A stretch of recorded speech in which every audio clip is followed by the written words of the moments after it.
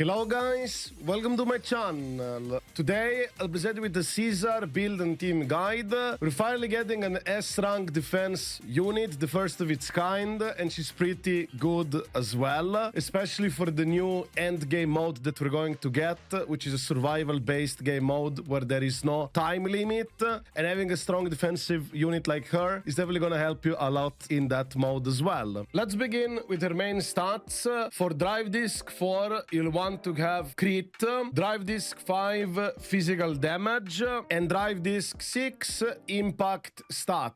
Her shield scales of impact, so it's very important that you get impact main stat here, but also she is basically a stunner unit as well. Yes, she is defense unit, but she actually has pretty good days build up, especially if you're getting the counters parries properly done. That's why make sure to have this impact stat.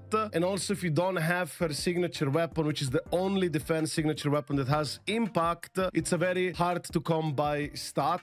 That's why no matter what, drive this 6 impact. As for substats priorities, you generally want to go into crit and followed into attack percentage. Do know that she does not scale of defense whatsoever, so there is no point of any defense stats. Now let's talk about her drive discs. Her best in slot original punk, 2-piece set, 15% to the shield value applied, so you'll have stronger shields. But more importantly, her 4-piece set, when any character in the team triggers a parry or evasion support, it will increase entire team damage by 15% for 10 seconds. This buff is extremely easy to maintain at all times, and any character in the team who will trigger parry or evasion support, you'll be able to get this damage boost. So it's very easy to maintain this damage boost for the entire team at all times. This is her best in slot, and there's nothing that would surpass this for your Caesar. As for the 2-piece set bonus, it's going to be Shockstar Disco. The 6% impact stat is extremely valuable. Impact stat, it's a hard to get by stat, especially for a defense unit, because you don't have access to impact stun weapons as much as stun units, of course. She only has it from V-Engine. But before I talk about her V-Engine, I also like to continue a bit more with drive discs. So basically, if you don't have original punk yet, because it's a new set, you still have to farm it, you can use a full Shockstar Disco set in the meantime as a placeholder until you would get the full set bonus of original punk. As for 2-piece bonus, just use whatever you have available in the meantime. You don't have to stress much about it, but the general end goal for your Caesar is to have that original punk 4-piece with Shockstar Disco 2-piece. And now let's finally talk about her V-Engine options. Let's start with her signature V-Engine. It's the only V-Engine from defense role that has an impact stat of 18%. Impact is hard to come by, and she does want impact, so this is very useful for her. But the passive itself is also very powerful. The shield value provided by the equipper is increased by 30%,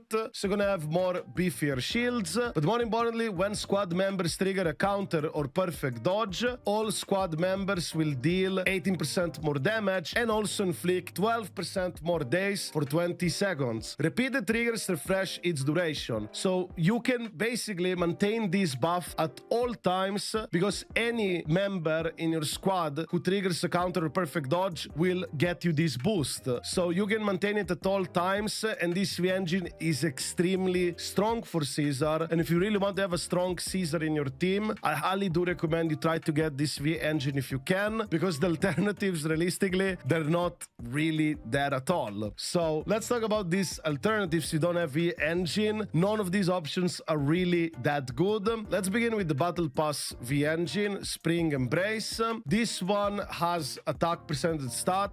It's still more useful than defense for Caesar. The damage reduction is all right, but more importantly, it has the energy generation increase. Caesar itself will probably not really need this energy generation rate. However, you can pass this energy generation buff to another teammate. In that regard, it's going to have some use, but that's about it. And now let's talk about her next V-Engine option, Peacekeeper Specialized. This is a gacha A-rank V-Engine. This one also provides an attack percentage stat, which is all right, at least it's not defense. As for the passive, while shielded, she would have an energy regen increase. Like already mentioned before, I don't think Caesar will have any energy problem. items, so this is not really that useful for her. And as for the second part, the normally build up of X special attacks and assist follow-up attacks will be increased by 36%. Caesar has a decent amount of physical anomaly build up, so this is something that potentially could help you out, and it's still something that you could potentially use.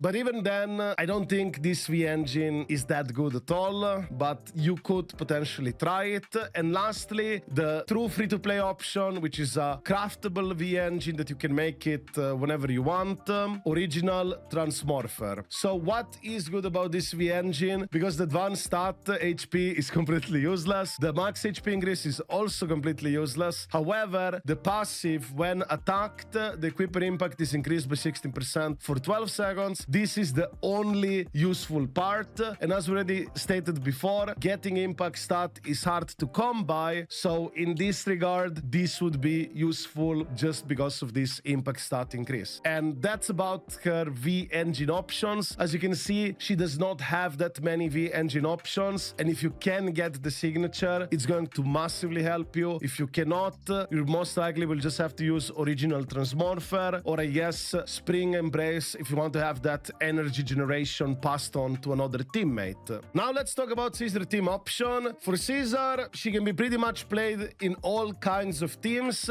as long as you have one character in the team that can do defensive assist. Her core skill will activate either by having someone from Son of Calydon faction or a character with defensive assist. So you might be wondering, what is defensive assist? Defensive assist is right here, as you can see. Some units have defensive assist, some units do not. So for example, Jane has defensive assist, but if I go look into Grace, she will have a evasive assist. So units with evasive assist will not trigger her core skill, and you do want to trigger core skill of Caesar because it's going to boost your damage further for your team, because she will have access to that nice debuff on enemies, which will increase your team damage. But there are also some teams where Caesar will even excel more, so you can easily play Caesar plus Jane together. It is better than set version simply because Caesar is the same element as Jane, so if you play against physical weakness enemies, you will get to stun them and anomaly build up them faster, and not just damage increase from attacks. This is very important because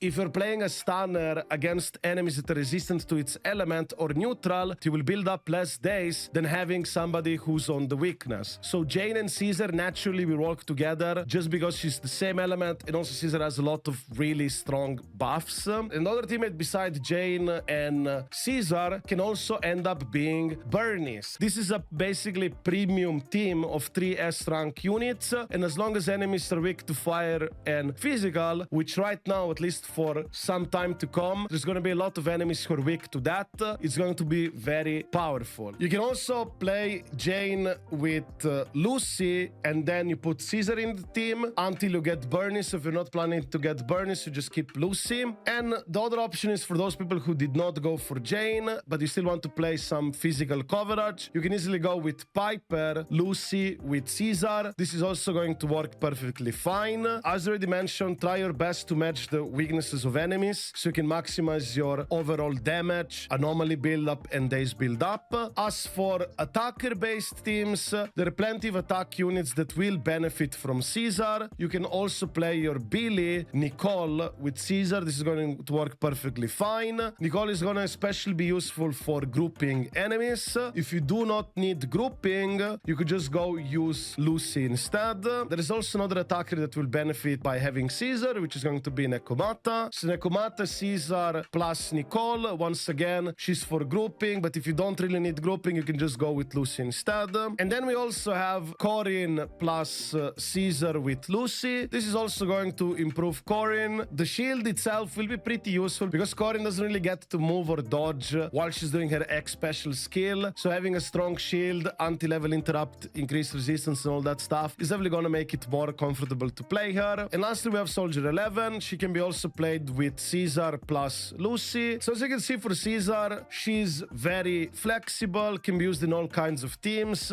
from premium teams to free-to-play friendly teams. Lots of great options. I would also like to quickly talk about Mindscapes. I've seen some comments in my YouTube videos asking me why I don't talk about Mindscapes, especially for S rank units. I don't want to do that because I don't don't want to incentivize you guys to get them, all right? That's why I don't like to promote them. But at the same time, if you happen to get her M1, let's say you did a multi and you got 2 Caesars in 10 pulls, her M1, it's all right. It does provide a 50% resistance down AoE aura type of effect while her shield is up. But do know that this 15% all type resistance down is only for damage, not for anomaly build-up resistance, neither for days. That one doesn't even exist actually. So it's not bad, but it's not the same as if it actually reduced everything. And also this M1 has an extra ability when she enters combat or switches on field. She will apply her shield to all teammates, and this effect has a 5-minute cooldown for whatever reason. So her Mindscape one, it's not bad, but it's not as good if you ask me compared to her V engine. The V engine is much more valuable than trying to get her Mindscape one. So I highly recommend, if you do want to vertically invest in your Caesar, that you prioritize getting her V engine first and foremost.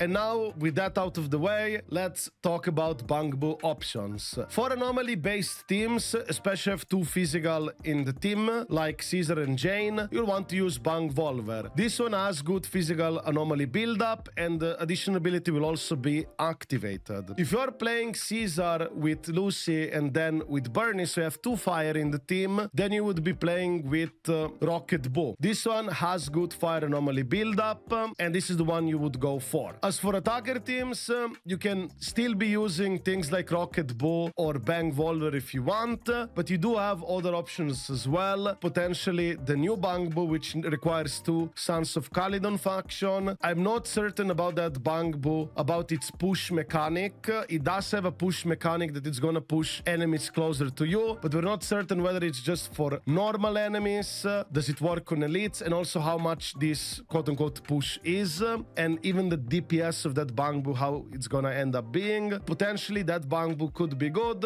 but you can still just keep playing with Bang Volver or Rocket Bow for now. There are 4-star options as well, for example Cry Bow or Lucky Bow, but personally I don't really recommend either of these 2 options. For Lucky Bow, he is melee range, and if enemies are moving around a lot, his attacks are not going to connect. It's very different from Bang Volver, which is a ranged one, and it is much better in my book. As for Cry Bow, I really dislike this one. I know it's a fire anomaly build-up alternative to Rocket Bow, but the problem with this Cry Bow is that he will throw little bombs on enemies, and he will literally split them apart. If they're normal enemies, he can literally ungroup them. Let's say you finally group the enemies together, and this guy can just spread them apart again. And this is literally griefing, and when I tried it out, I was very annoyed by it. That's why I don't recommend it, because you can easily get frustrated by this one, especially against normal enemies, because knocking them apart from each other is very annoying. So yeah, I guess this is it for this video. I hope it gave you an idea how to go about it with Caesar. If you have any more questions or anything like that,